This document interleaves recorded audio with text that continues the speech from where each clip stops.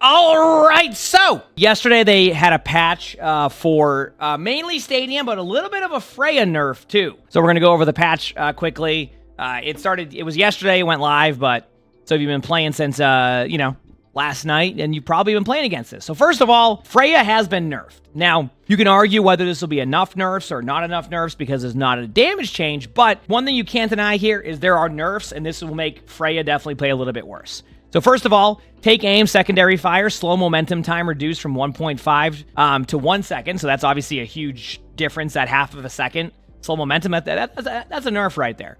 Reload time increased from 1.35 to 1.5, so you have a longer reload, and obviously the slow momentum on the take aim. So the take aim, that part of it's been nerfed. Again, some of the damage hasn't been nerfed, and that could still be an issue, but like either way, the hero's getting nerfed more. Quick dash, cooldown now increased from 4.5, so we've seen it go from 3.5 to 4.5 since the beginning of the season, and then updraft cooldown from 10 to 12 seconds. So what you're getting here is they're trying not to take away the damage power, they're trying to take away the ability to move around the map a lot, and to have all these like major, like, it always felt like with Freya, you could kind of just end up in the air all day long, or you had like the ability to just like keep making like chain shots, which is a fun part of the gameplay loop, but you need to have it kind of be a little bit even, and that was the problem Freya was running into. So I think Freya will still be good. I definitely think that if you're not prioritizing positioning as Freya now, you might struggle a little bit more.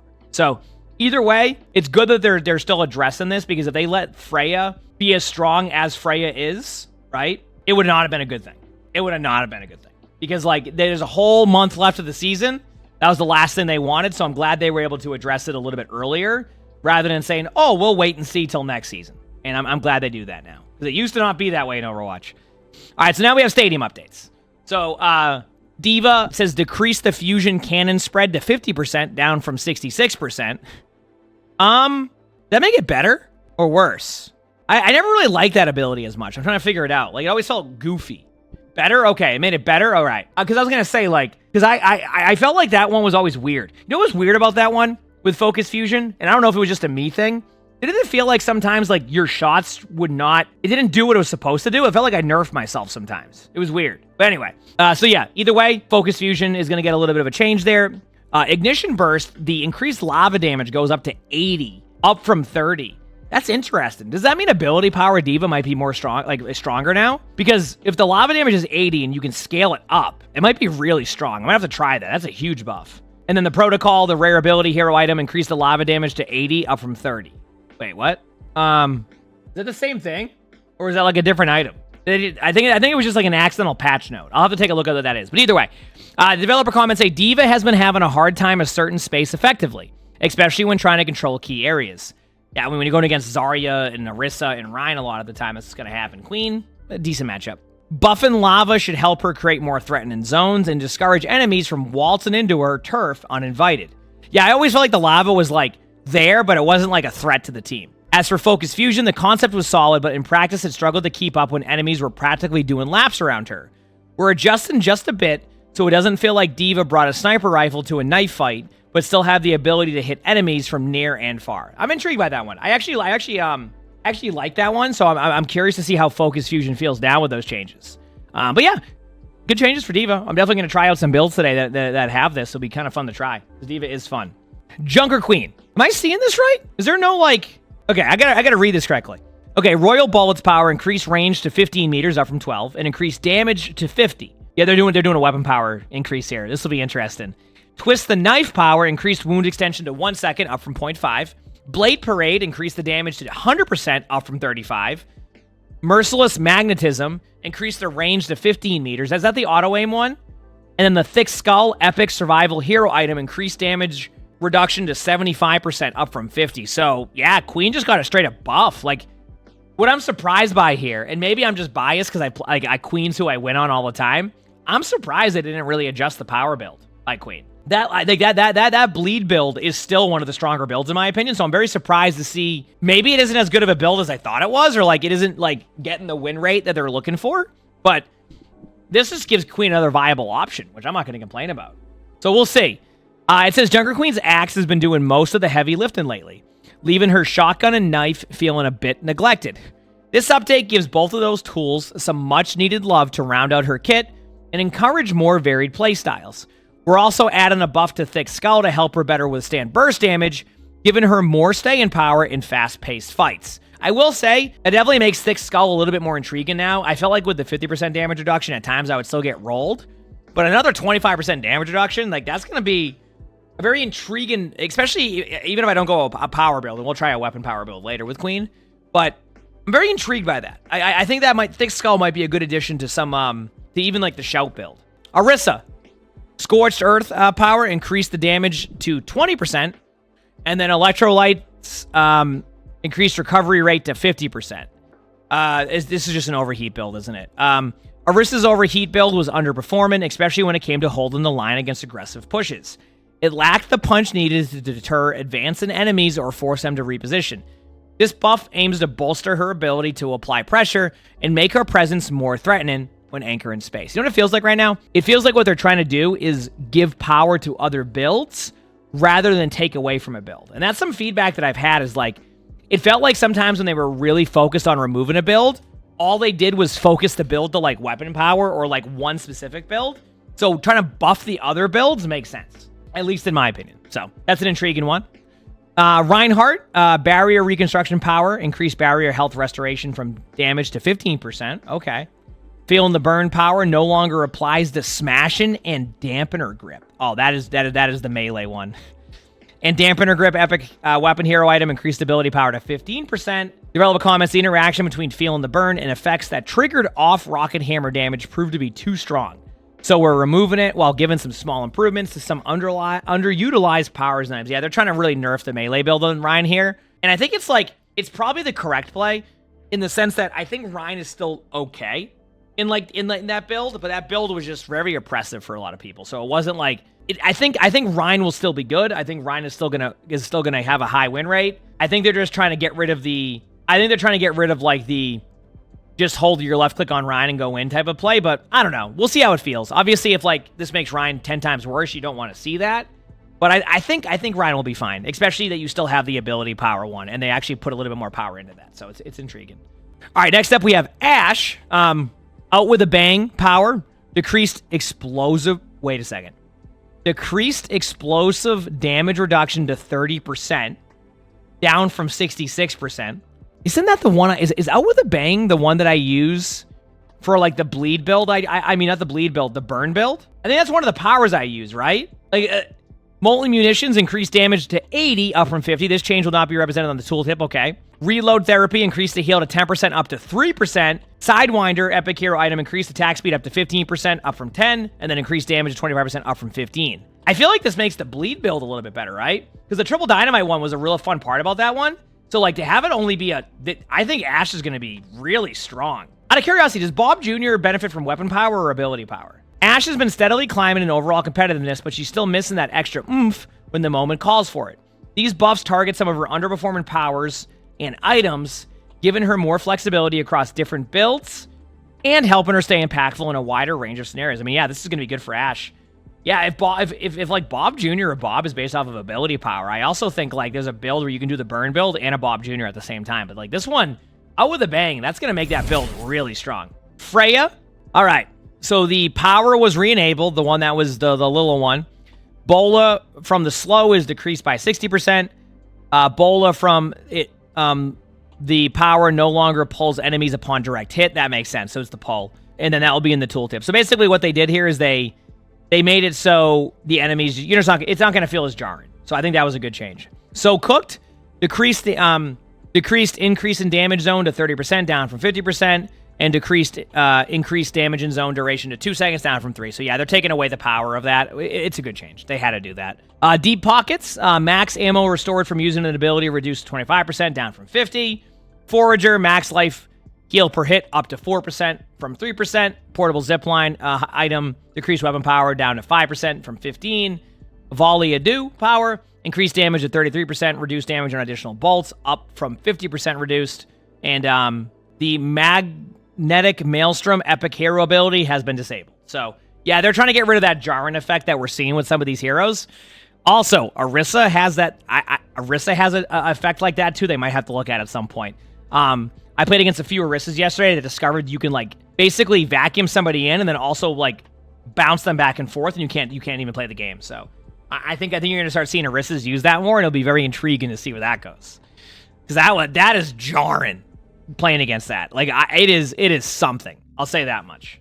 Yeah, those are good changes. Those are good changes so far. Yeah, the javelin where you, like, throw it, like, on the floor or something, and, like, people get pushed into it, but then you also, like, push them back. It's, like, really, like, it's really scuffed. All right, for Mei, Bliznado increased the heal per second to 15%, up from 5.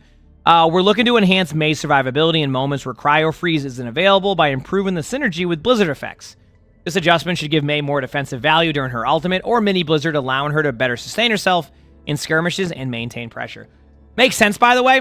I don't know if anybody's seen or played Mei in Stadium, but after a while, when you start to scale up, your ice block doesn't, like, it doesn't do what it can do for you to where, like, you survive. You know how a lot of heroes have the ability to kind of, like, go back and forth a lot on, like, their HP? I find that with Mei ice block, as you get into the game, it gets a little bit worse and takes more time, obviously, because of that, even if you scale ability power. So I think it's like, it makes sense they're trying to give power elsewhere if you go a Blizzard build, because now you can survive more, have a little bit more HP, and then when you use your ice block, it's a little bit better. So, and then Soldier 76, Hunker Down power, increased biotic field duration to 50% reduced duration, up from 30%.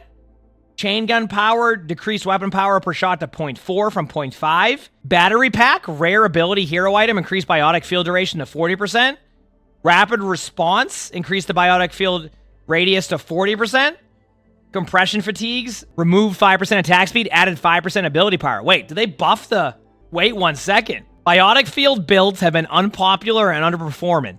So we're adding some additional firepower there. Wait a second. Is our build buffed? Chain gun has been very prevalent in all types of weapon power builds for Soldier. So we're tuning it down a bit to allow some variety. Oh, it's back. The biotic field build is back, chat. I can't wait. Because we made this build during, like, the preview server. And I'm like, this is going to be good. And then it, like, was good. And then they nerfed some stuff. And then now it's back. I'm ready. I know what I'm doing today on Soldier. And then for support, we have Ana. Tactical rifle power, reduced aim tracking angle by 50%. I'll be real with you. I don't know what that means, but it sounds cool. Dash boots, rare ability hero item. Increased movement speed up to 10%. More mobility for Ana. That makes sense. Decreased cooldown to 3 seconds. And then cluster core biotic grenade cooldown is reduced by 2 seconds for each target hit, up from 1. Ooh, that's going to make Ana grenade more frequent.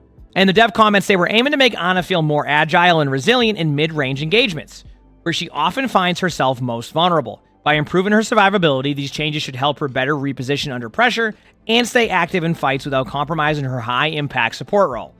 Tactical rifle is a well-loved power, but we've received consistent feedback that its targeting can feel more like a hindrance than a help. In high-pressure moments, the auto-aim was too frequently locking onto allies instead of enemies, disrupting damage output. We're refining its behavior to better prioritize threats and ensure it feels like a reliable tool in combat. Honestly, sounds like good changes to me. If you like Ana, you have more mobility, you have more opportunity to make plays. Yeah, I don't even have anything like I can say to that outside of that was just a great, yeah. I mean, Ana's going to be better, so we'll see. And then Juno, hyper healer power, increased over health to 100, up from 50. And then black hole power, increased slow duration to 2 seconds, up from 1. I am getting slightly concerned with, like, how many slows are getting added in and, like, how much more power. I think players are starting to figure it out more. I don't know if anybody's played against a Moira yet who figured out the slow, but and I guess I'm helping people out here with this one. If you get the ability that slows enemies and you have a Moira orb, you slow people the whole time. I've been playing against Moiras recently, where as a tank, I'm going like a half mile per hour. I can't go anywhere because the Moira is constantly orbing, and I'm constantly getting slowed over and over again. So, I hopefully if the slows become too much, they tone back again. But I definitely think if they're going to look at something, they need to look at that, because that is slowing people down a lot, and people are figuring it out. But anyway, that's a whole different story. Hyper Ring has seen frequent use in Juno's kit, but it hasn't kept pace with the impact of her other powers. I mean, Torpedo build still is better than what I see here. We're giving it a boost to bring it in line with the rest of her options, making it a more competitive pick that rewards smart position and timing. See, it says making it a more competitive pick that rewards smart position and timing, or I just go Torpedo build and none of that matters. And that, again, is if they're trying to shift people to use the other builds, you need to make it so there's more risk to the Torpedo build. So that's the difference there, right?